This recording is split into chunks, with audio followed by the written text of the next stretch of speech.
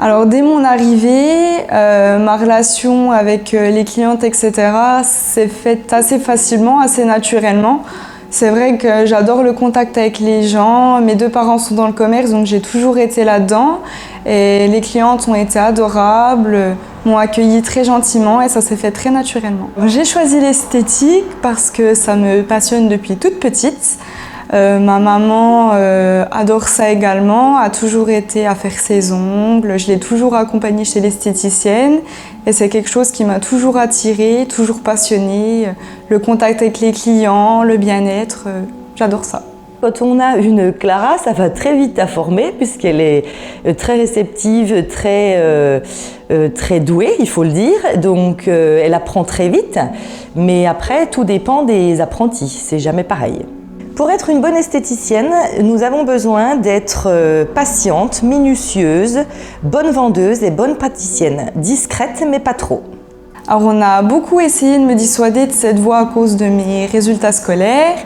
Parce que j'avais de bons résultats, il fallait absolument que j'aille en voie professionnelle ou en général. Mais j'estime que quand on sait ce qu'on veut faire et qu'on veut pratiquer ce métier-là, la voie de l'apprentissage, c'est la meilleure solution. Oui, donc pour moi, c'est une vraie vocation, c'est mon choix et je l'assume. Après, moi aussi, j'ai essayé d'en parler avec elle, lui dire que l'esthétique, c'était pas un métier très payé, donc peut-être que ce serait mieux pour elle de choisir un métier où elle aurait plus d'opportunités et plus de salaire. Mais voilà, Clara, c'est ce qu'elle veut, c'est ce qu'elle a envie de faire. Donc aujourd'hui, est-ce qu'il vaut mieux pas avoir un métier qu'on aime plutôt qu'un métier par dépit pour gagner plus d'argent ? Ça va faire bientôt 1 an que je suis apprentie. Après, je compte faire un brevet professionnel, un BP, donc pour apprendre encore plus du métier, car au CAP, on axe principalement sur le visage et au BP, on axe principalement sur le corps, donc afin d'être formé complètement et être complètement opérationnel. On est rémunéré. Donc c'est quand même un gros plus car on ne travaille pas pour rien. Bon, certes, on n'est pas rémunéré comme un employé, mais on a quand même une rémunération pour notre travail. Esthéticienne, il faut vraiment être passionné parce qu'il n'y a pas beaucoup de débouchés. C'est-à-dire que les instituts, c'est souvent des petites structures. Donc les responsables vont travailler avec 1 salariée, 2 salariés, voire pas de salariés, ou vont choisir d'avoir une apprentie parce qu'effectivement les charges sont moins chères avec une apprentie. Mais voilà, c'est un métier où il faut être passionné et en vouloir parce que il n'y a pas un débouché énorme dans ce métier. Il n'y en a pas autant que les coiffeurs. Les coiffeurs, vous avez des coiffeurs à tous les coins de rue dans la ville. Parce que tout le monde a besoin de se faire couper les cheveux. Les hommes, les femmes, les enfants. Nous, on a un public qui est que femmes et tout le monde ne va pas venir faire des soins, des épilations. C'est des choses qu'elles peuvent faire à la maison.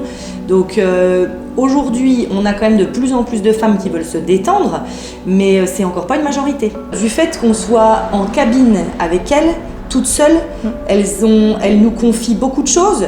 On se considère des fois comme un petit peu leur psy. Elles nous demandent des conseils, elles ont besoin qu'on les rassure. C'est vrai qu'on est là aussi dans un autre but que de l'esthétique. Alors c'est vrai que l'aspect relationnel dans mon métier est très important. Alors certes, on va faire des soins et des épilations, mais les clientes sont en demande d'écoute.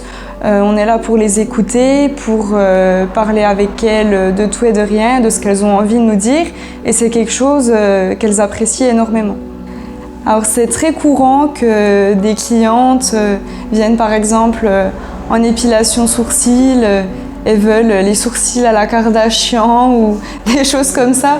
Mais c'est vrai que c'est pas toujours facile, on peut pas toujours faire ce qu'on veut avec notre tête, avec notre corps, etc. Alors oui, forcément, c'est un travail de pédagogie, d'expliquer à la cliente ce qu'on est en capacité de lui faire, etc. La vente est très importante dans le chiffre d'affaires, effectivement. On peut pas juste avoir le chiffre prestation, il nous faut aussi le chiffre vente. On explique qu'il est très important que la cliente ait les bons produits avec elle à la maison pour avoir le meilleur résultat possible. Donc ça ne m'a pas du tout étonnée qu'on m'en ait parlé et que j'ai des ventes à réaliser. J'ai trouvé ça tout à fait normal. J'ai eu beaucoup d'apprentis en 15 ans. Des bonnes, des moins bonnes. J'ai eu des bonnes et des mauvaises expériences. Voilà, avec Clara, je suis très bien tombée. C'est effectivement un sentiment de satisfaction de leur transmettre, encore plus de les voir évoluer. J'ai des apprentis aujourd'hui qui sont installés à leur compte, donc pour moi c'est une grande fierté parce que je me dis que je suis passée dans leur vie et que je leur ai appris ce que je devais leur apprendre et grâce à moi, peut-être aujourd'hui, elles en sont où elles en sont. Alors, il y a une évolution possible au sein du métier d'esthéticienne. Ce n'est pas parce que je suis apprentie que je ne peux pas évoluer au sein de l'entreprise plus tard ou devenir patronne de mon propre institut. C'est un peu la concrétisation de tout le parcours que je vais avoir, donc oui, j'y pense. Pour moi, Clara a toutes les qualités d'être une responsable ou patronne un jour. Elle a aussi toutes les qualités pour être formatrice.